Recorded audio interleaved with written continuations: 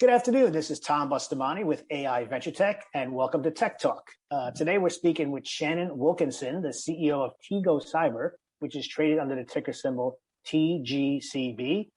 Shannon, welcome to the program. Thanks for having me, Tom. Appreciate it. Sure. As I'm sure you know, the whole Russia-Ukraine crisis has really woken up the world and sensitive enterprises to the need for greater data security from potential cyber attacks. But I figured before we get into Tego Cyber and what it is you guys do, I'd be interested in getting your opinion on geopolitical events from a cybersecurity perspective. Like, do you think this has finally woken up IT managers and even personal consumers for the need of greater security policies going forward?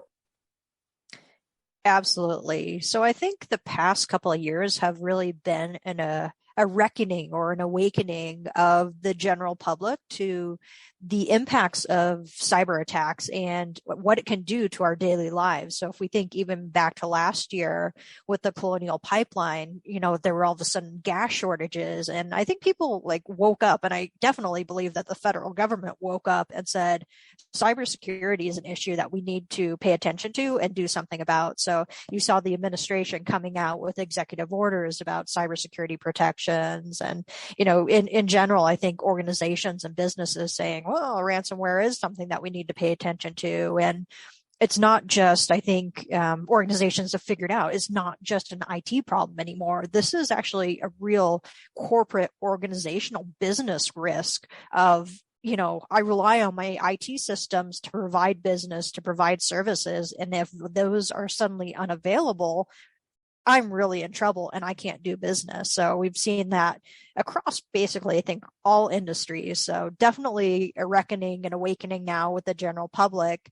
I think with data breaches, I think there's definitely what's known as data breach fatigue, where people are just, it's another day, another data breach, to the point, I think I saw a statistic of 60% of people don't change their passwords if their credentials have been compromised on a website. So people, almost to the point, we've heard so much about data breaches that we kind of don't care anymore. But with ransomware and some of these new cyber attacks that are coming out, I think people are aware and starting to pay attention. It's funny, actually. I actually got a couple alerts on that, and I actually probably got to get on that myself with changing passwords. Right. Yeah. And funnily too, is that we don't realize, adults, we think about, our data and stuff like that, but it also, if you've got children, it can affect children too. Equifax, medical providers that have their data breached, that reaches out to children. And usually the impact is greater on children because they typically don't have credit monitoring or something like that. So there's been cases where children have gone off, growing up, gone off to college, and then all of a sudden found out that they have hundreds of thousands of dollars of debt in their name because somebody stole their identity when they were young. Well, you really have a real keen interest in technology and finding solutions for real life problems, it seems. Can you give us a quick background on yourself and what got you into the focus on cybersecurity? Right. So I started off my career as a software developer, building systems straight out of the university. I got hired by the United Nations Department of Peacekeeping Operations. So I actually spent 12 years overseas building mission critical systems for the UN and peacekeeping.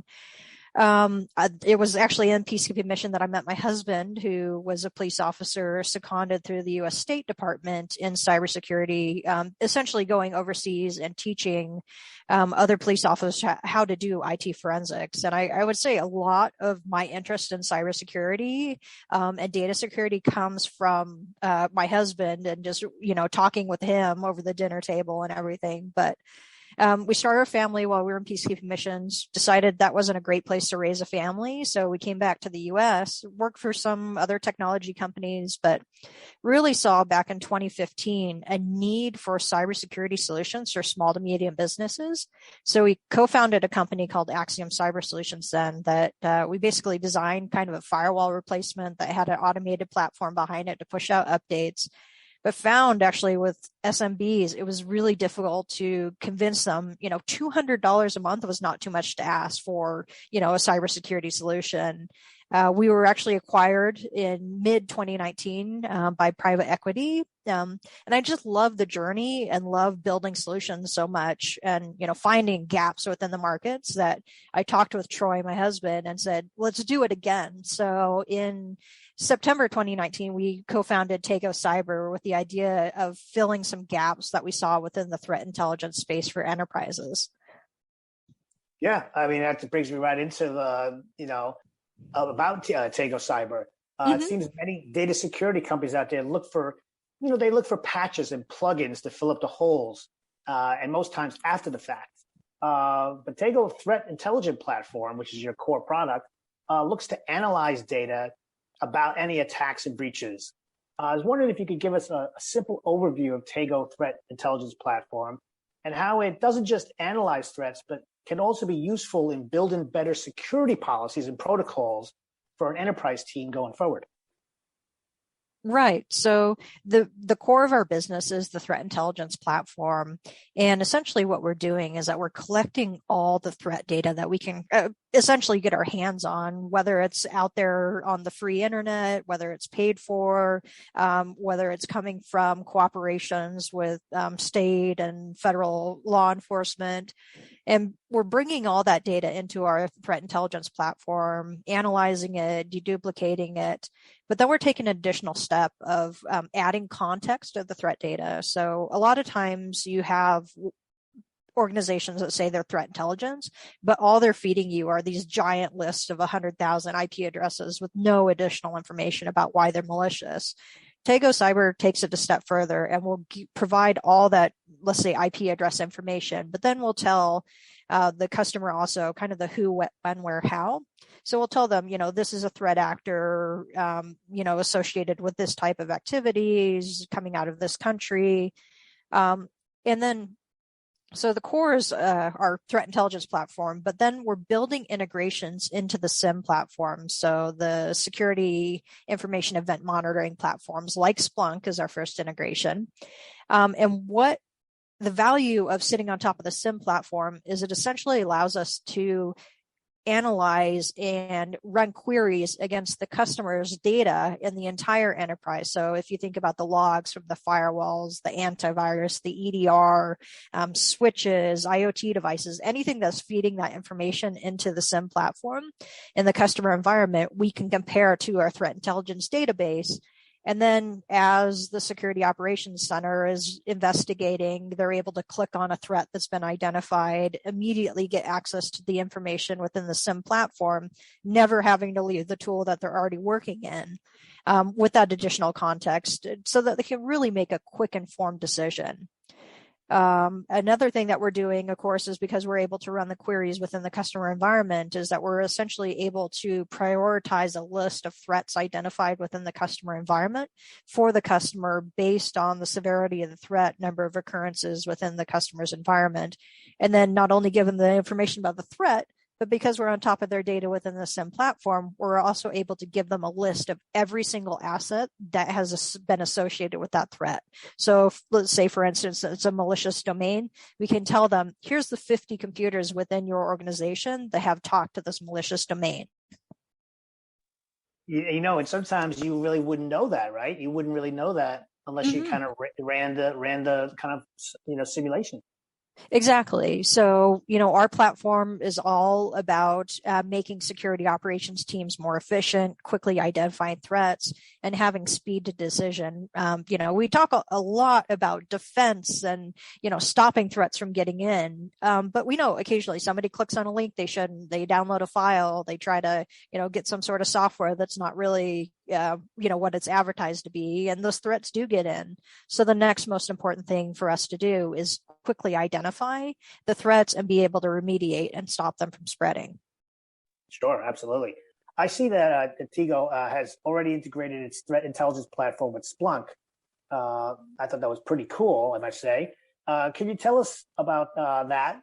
And are there plans to integrate with other solution providers like IBM QRadar in the future? Absolutely. So, there's about probably 25 different SIM platforms out there today.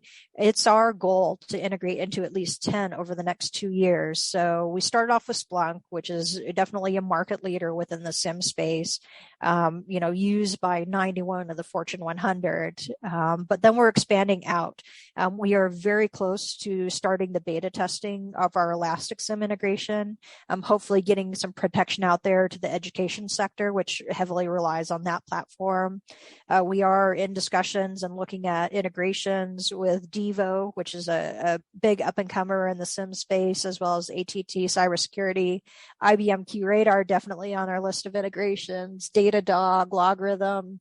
There's a whole bunch out there. So, every time we extend the threat intelligence platform, it just makes threat intelligence and identifying threats much easier within those SIM platforms. Yeah. Well, just kind of curious, what is your target markets? Like, who's your target kind of customers for this? So honestly, everybody can use threat intelligence and everybody needs cybersecurity. So I would say that Tego is very industry agnostic. But so if somebody is a customer of Splunk or one of these other SIM platforms, they're a potential Tego customer as well. So we don't limit it at all. Sure. So enemy, obviously what's going on with the geopolitical events around the world, critical infrastructure guys, obviously, hopefully are actually right now doing a full review of their stuff. But, obviously those are, things like aerospace and energy, those areas just obviously are just for national security reasons. Right. Yeah. And healthcare and, any of those types of organizations that provide, essential critical services to the general public. I mean, it's a scary time, but I guess, for companies like yourselves, I mean, this is where, whereas like you said before, where people kind of just thought like, it's on my to-do list, they kind of look right. Now it's kind of like, no, it's actually become that a front burner issue. We need to kind of review what's going on here.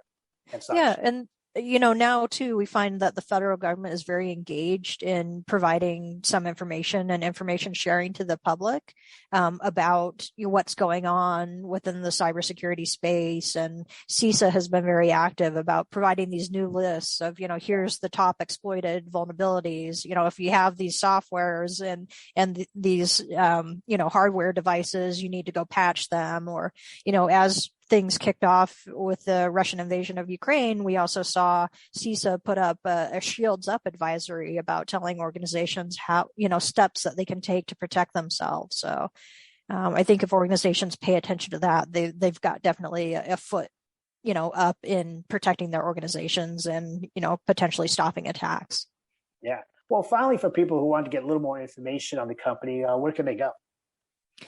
So we're very active on social media as Tego Cyber, Facebook, LinkedIn, Twitter, as well as, of course, there's a lot of information on our website at tegocyber.com. It's TEGOcyber.com. Well, Shannon, I really like to thank you for taking some time from your busy schedule, and we look forward to speaking to you again, as I'm sure the topic of cyber and data security may become an even hotter topic over the summer months. As things, unfortunately kind of roll along. Definitely. Well, once again, ladies and gentlemen, we were speaking with Shannon Wilkinson, the CEO of Tego Cyber, which is traded under the symbol TGCB. And this has been Tom Bustamante from AI Venturetech Tech Talk.